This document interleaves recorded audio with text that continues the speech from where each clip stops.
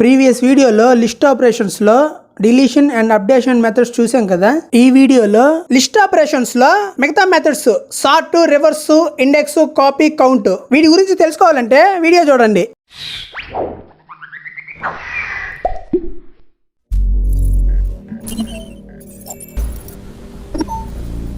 Video ఎక్కడ skip చేయకండి. మీరు స్కిప్ చేస్తే మంచి ఇంపార్టెంట్ పాయింట్స్ మిస్ అవుతారు. సో వీడియో మొత్తం చూడండి. అలాగే మన ఛానల్లో డైలీ ఒక వీడియో అప్లోడ్ చేస్తాము. అదర్ మెథడ్స్, ఈ ఇన్సర్షన్, అప్డేషన్, డిలీషన్ కాకుండా మిగతా మెథడ్స్ అన్ని అదర్ మెథడ్స్. అవేంటంటే sort, reverse, index, copy and count. First sort method. మనం ఒక లిస్ట్ ని ఆర్డర్ లో పెట్టుకోవాలంటే ఈ సార్ట్ మెథడ్ ని వాడతాం. ఆ ఆర్డర్ ఐదర్ అసెండింగ్ ఆర్డర్ అంటే చిన్న నుంచి పెద్ద వాల్యూస్ ని వరుసగా ఆర్డర్ లో పెట్టడం, లేదా డిసెండింగ్ ఆర్డర్ అంటే పెద్ద నుంచి చిన్న వాల్యూస్ ని వరుసగా పెట్టడం. సో దీని సింటాక్స్ ఏమీ లేదు, సింపుల్ లిస్ట్ డాట్ సార్ట్ ఇస్తే అయిపోద్ది. సో ఇప్పుడు ఒక లిస్ట్ ని క్రియేట్ చేసుకుందాం.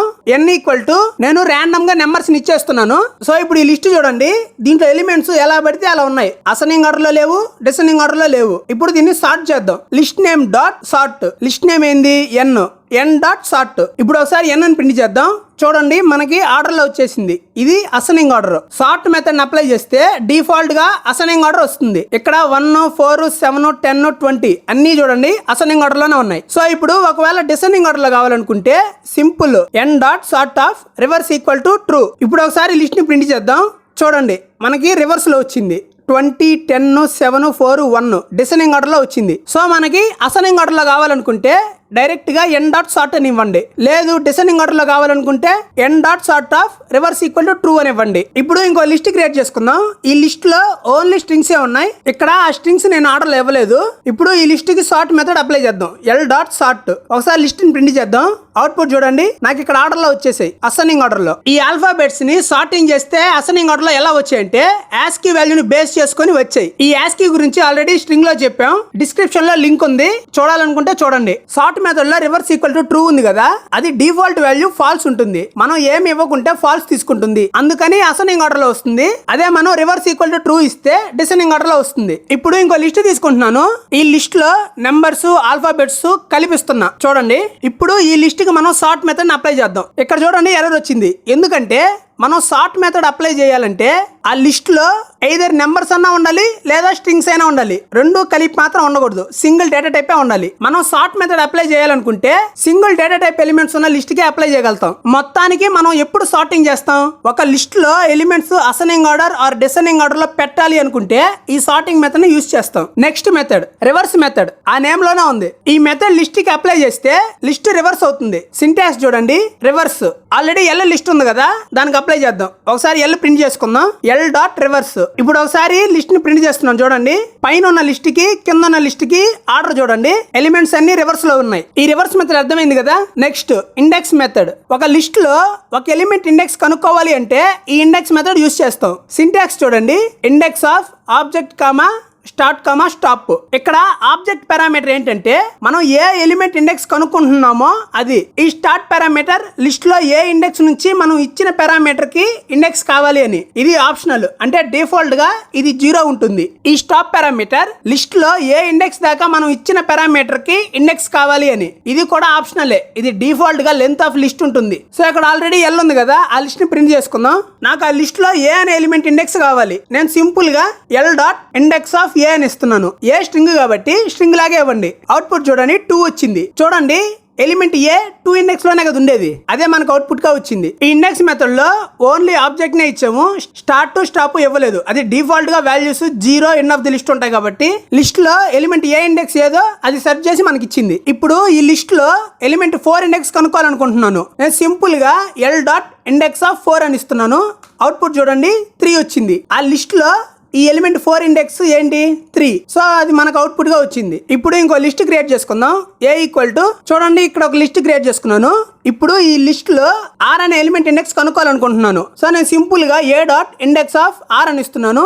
అవుట్పుట్ చూడండి 1 వచ్చింది. కానీ మనకు ఆ లిస్ట్ లో 2 rలు ఉన్నాయి. ఇక్కడ ఎలా జరిగిందంటే మనం ఇండెక్స్ మెథడ్ లో స్టార్ట్ వాల్యూ స్టాప్ వాల్యూ ఏమి ఇవ్వలేదు, అందుకని అది డిఫాల్ట్ గా 0, ఎండ్ ఆఫ్ ది లిస్ట్ తీసుకునింది. మొత్తం లిస్ట్ ని సెర్చ్ చేసింది. ఫస్ట్ అక్కరెన్స్ ఆర్ ఎక్కడ వచ్చిందో దాని ఇండెక్స్ మనకి ఇచ్చింది. మనం ఎక్కువగా ఈ start value stop value index method లో వాడం. ఇప్పుడు అదే ఆర్ ని నేను సెకండ్ ఇండెక్స్ నుంచి చెక్ చేస్తున్నాను, రెస్ట్ ఆఫ్ ద లిస్ట్. ఇప్పుడు ఆర్ అనే ఎలిమెంట్ సెకండ్ ఇండెక్స్ నుంచి ఎండ్ ఆఫ్ ద లిస్ట్ ఎక్కడున్నా దాని ఇండెక్స్ నాకు కావాలి. ఏ డాట్ ఇండెక్స్ ఆఫ్, నాకు ఇండెక్స్ కావాలనుకున్న ఎలిమెంట్ 6, కామా ఎక్కడి నుంచి స్టార్ట్ చేయాలి సర్చింగ్. నేను 2 నుంచి స్టార్ట్ చేయాలనుకున్నా కాబట్టి 2 ఇచ్చాను. ఎండ్ ఆఫ్ ద లిస్ట్ దాకా కావాలనుకున్నాను కాబట్టి నేను ఇక్కడ ఏమి ఇవ్వలేదు. డిఫాల్ట్ గా end value end of the list తీసుకుంటుంది కాబట్టి అవుట్పుట్ చూడండి 9 వచ్చింది. అక్కడ చూడండి మనకు 6 ఫస్ట్ ఇండెక్స్ లో ఉన్న మనకు 9 వచ్చింది ఇక్కడ.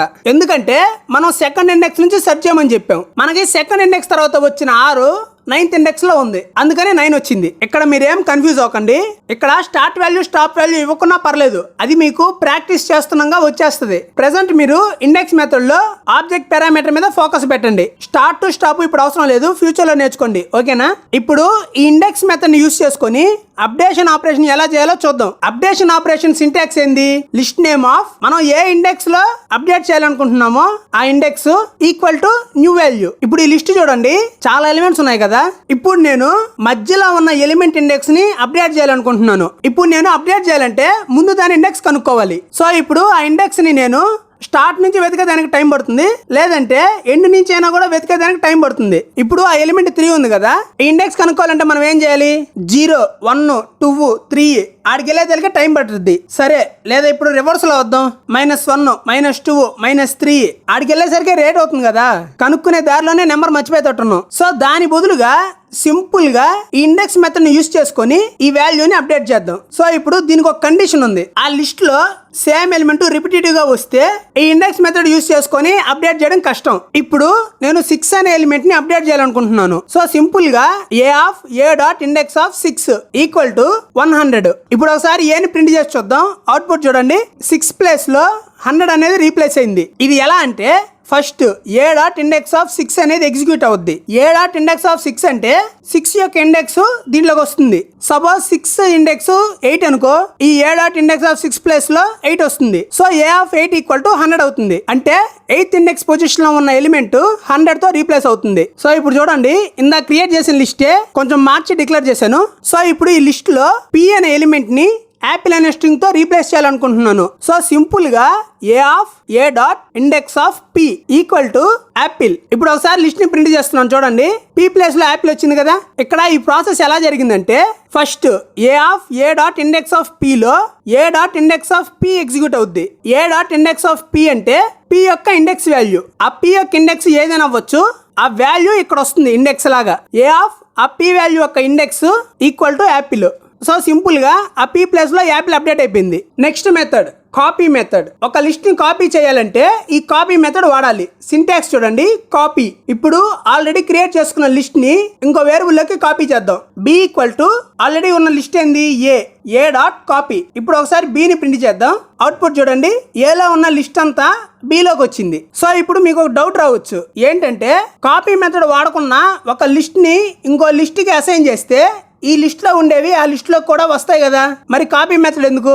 కావాలంటే ఇక్కడ చూడండి, C లో ఏని అసైన్ చేద్దాం. ఇప్పుడు C ని ప్రింట్ చేద్దాం, అదే వచ్చింది కదా. ఇక్కడ కాపీ మెథడ్ వాడినా అదే లిస్ట్ వచ్చింది, డైరెక్ట్ గా అసైన్ చేసినా అదే లిస్ట్ వచ్చింది. తేడా ఏంది? ఈ అసైన్మెంట్ అండ్ కాపీ మెథడ్ రెండు ఒకేలా రిజల్ట్ ఇచ్చినప్పుడు మళ్ళీ ఎందుకు ఈ కాపీ మెథడ్? ఒక వేరియబుల్ లో ఉన్న ఎలిమెంట్స్ ని కాపీ చేసుకోవడానికి అసైన్ చేస్తే సరిపోద్ది కదా, మరి ఎందుకు ఈ కాపీ మెథడ్? కానీ ఈ అసైన్మెంట్ ఆపరేషన్ కి కాపీ మెథడ్ కి డిఫరెన్స్ ఉంది, అదేంటో చూద్దాం.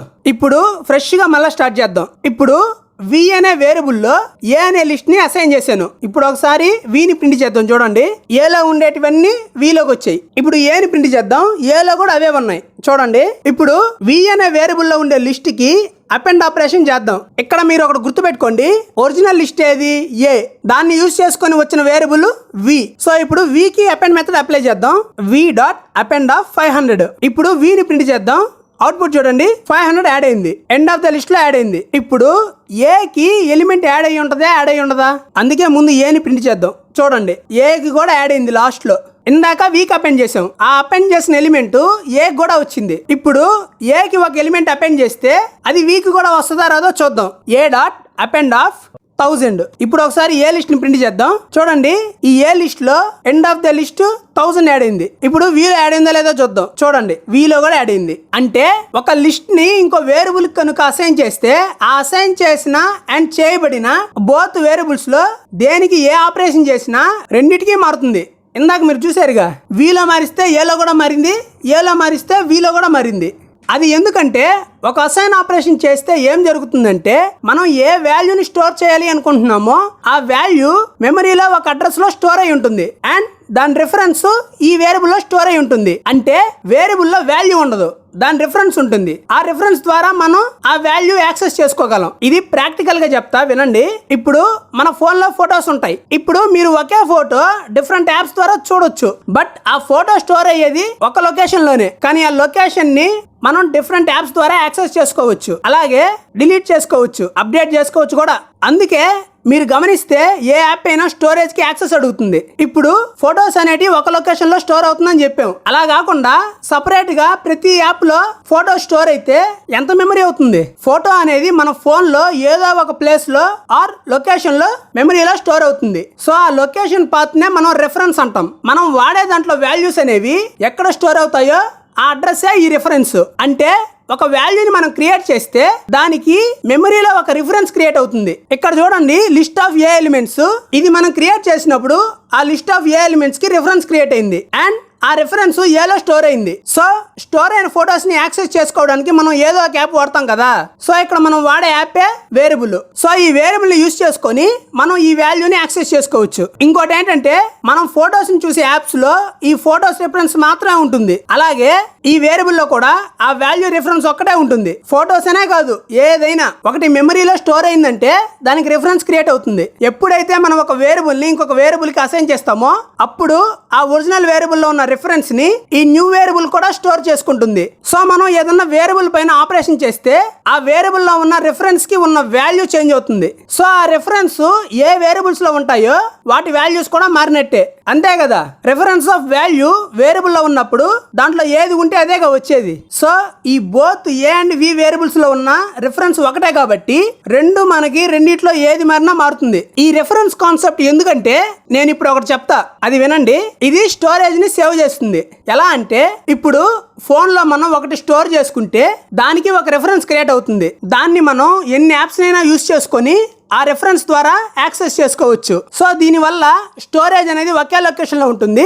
దాని రిఫరెన్స్ అనేది ఎన్నైనా వాడుకోవచ్చు. ఇక్కడ మనకి స్టోరేజ్ సేవ్ అయింది. అదే ఈ రిఫరెన్స్ కాన్సెప్ట్ లేకుంటే మన దాంట్లో కొన్ని వీడియోస్ ఉన్నాయి. ఆ వీడియోస్ చూడడానికి MX ప్లేయర్ డౌన్లోడ్ చేసాము. ఒకవేళ రిఫరెన్స్ కాన్సెప్ట్ లేకుంటే ఆ వీడియోస్ అన్ని మనం MX ప్లేయర్ కి పంపించుకుంటాం. సో MX ప్లేయర్ తో పాటు ఇంకొక యాప్ డౌన్లోడ్ చేసుకున్నారు, ప్లే ఇట్ అనుకోండి. సో ఇప్పుడు దాంట్లో రావాలంటే కూడా ఈ వీడియోస్ అన్ని దాంట్లో కాపీ చేసుకోవాలి. సో ఇప్పుడు స్టోరేజ్ అనేది డబుల్ అయింది కదా. అదే ఈ రిఫరెన్స్ కాన్సెప్ట్ అయితే ఎన్ని యాప్స్ అయినా డౌన్లోడ్ చేసుకోండి, ఒకే లొకేషన్ లో స్టోర్ అయి ఉన్న దాని రిఫరెన్స్ ని యాక్సెస్ చేసుకోవచ్చు. దీని వల్ల స్టోరేజ్ తగ్గినట్టే కదా.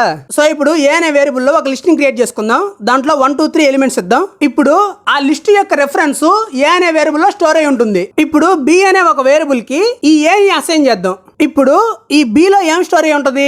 ఏ అనే వేరియబుల్ యొక్క రిఫరెన్స్ స్టోర్ అయి ఉంటుంది. ఇది ఎలాగుంటుందంటే చూడండి, ఇక్కడ వేరియబుల్ ఏ దాని రిఫరెన్స్, వేరియబుల్ బి దాని రిఫరెన్స్, ఇది దాని వాల్యూ. ఇక్కడ చూడండి, ఏ కి బి కి ఒకే రిఫరెన్స్ ఉంది. ఇక్కడ ఏ అనే వేరియబుల్ తీసుకొని ఈ లిస్ట్ లో ఉన్న ఎలిమెంట్ మారిస్తే అది మారింది కదా. ఇక్కడ బి అనేది కూడా అదే రిఫరెన్స్ లో ఉంది కాబట్టి ఈ బి లో కూడా వాల్యూ మారినట్టే కదా. ఒక లిస్ట్ కి రిఫరెన్స్ ఐడి చూడాలంటే ఐడి ఆఫ్ ఆ వేరియబుల్ నేమ్ ఇవ్వాలి. ఇప్పుడు వేరియబుల్ నేమ్ ఏ ఇద్దాం. చూడండి, ఒక నెంబర్ వచ్చింది, అదే ఐడి. ఇప్పుడు ఈ ఏ వేరియబుల్ ని అసైన్ చేసిన వీకి కూడా ఐడి చూద్దాం. ఇక్కడ చూడండి, రెండు సేమ్ వచ్చాయి. అంటే ఈ రెండిటి యొక్క వాల్యూ ఒకే రిఫరెన్స్ లో స్టోర్ అయి ఉంది. అందువల్ల మనం ఏది మార్చినా రెండిటికి మారుతుంది. ఇప్పుడు కాపీ మెథడ్ ఏంటో చూద్దాం. ఇక్కడ సి అనే వేరియబుల్ లో నేను ఏ అనే లిస్ట్ ని కాపీ చేస్తున్నాను. ఇప్పుడు సి ని ప్రింట్ చేద్దాం. చూడండి, లిస్ట్ ఏలో ఉన్న లిస్టే వచ్చింది, కానీ దీని యూసేజ్ వేరు. ఇక్కడ నేను ఏ ని సి లో కాపీ చేసా కదా. ఇక్కడ సి లో నేను ఒక వాల్యూని అపెండ్ చేస్తున్నాను. ఏ లో కూడా మారుద్దా లేదో చూద్దాం. C dot append of 2000. ఇప్పుడు సి ని ప్రింట్ చేద్దాం. చూడండి, వాల్యూ అపెండ్ అయింది కదా. ఇప్పుడు ఏ లో చూద్దాం. చూడండి, దీంట్లో అపెండ్ కాల. సో మనం అసైన్మెంట్ వాడినప్పుడు ఆ వేరియబుల్ లో ఉన్న రిఫరెన్స్ ఈ వేరియబుల్ లో స్టోర్ అవుతుంది. కానీ కాపీ మెథడ్ వాడినప్పుడు డిఫరెంట్ రిఫరెన్స్ లొకేషన్ లో స్టోర్ చేసి దీనికి అసైన్ చేస్తుంది. సో దాని రిఫరెన్స్ దీని రిఫరెన్స్ వేరు కాబట్టి దీంట్లో మారిస్తే దాంట్లో మారదు, దాంట్లో మారిస్తే దీంట్లో మారదు. ఇప్పుడు చూడండి, ఏలో ఒక వాల్యూని అపెండ్ చేద్దాం. ఏ డాట్ అపెండ్ ఆఫ్ మేమే అని ఒక స్ట్రింగ్ ని ఏ లిస్ట్ లో అపెండ్ చేసాం. ఇప్పుడు ఏ ని ప్రింట్ చేద్దాం. చూడండి, లాస్ట్ లో మేమే అని యాడ్ అయింది. ఇప్పుడు ఏ ని దేంట్లోకి అసైన్ చేసాం?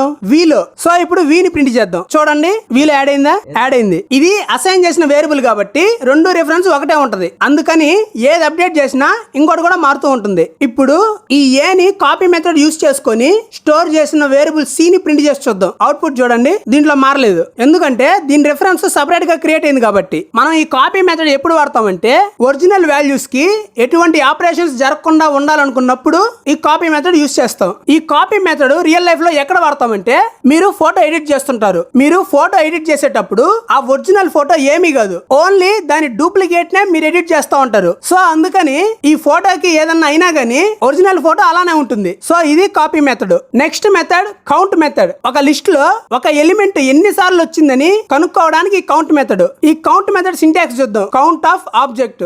ఈ ఆబ్జెక్ట్ ఏంటంటే, మనం ఏ వాల్యూకి కౌంట్ తెలుసుకోవాలనుకుంటున్నామో అది ఇక్కడ ఆల్రెడీ సి లిస్ట్ ఉంది కదా, దాంట్లో 2 అనే ఎలిమెంట్ ఎన్నిసార్లు వచ్చిందో కౌంట్ చేద్దాం. So C dot count of 2. Output చూడండి, 3 వచ్చింది. అంటే మనకి సి అనే లిస్ట్ లో 2 అనే ఎలిమెంట్ 3 టైమ్స్ వచ్చింది. ఇప్పుడు అదే సి లిస్ట్ లో 3 అనేది ఎన్నిసార్లు వచ్చిందో కౌంట్ చేద్దాం. C dot count of 3. Output చూడండి, 4 వచ్చింది. కావాలంటే మీరు ఆ లిస్ట్ లో చూసుకోవచ్చు, 4 ఉంటాయి.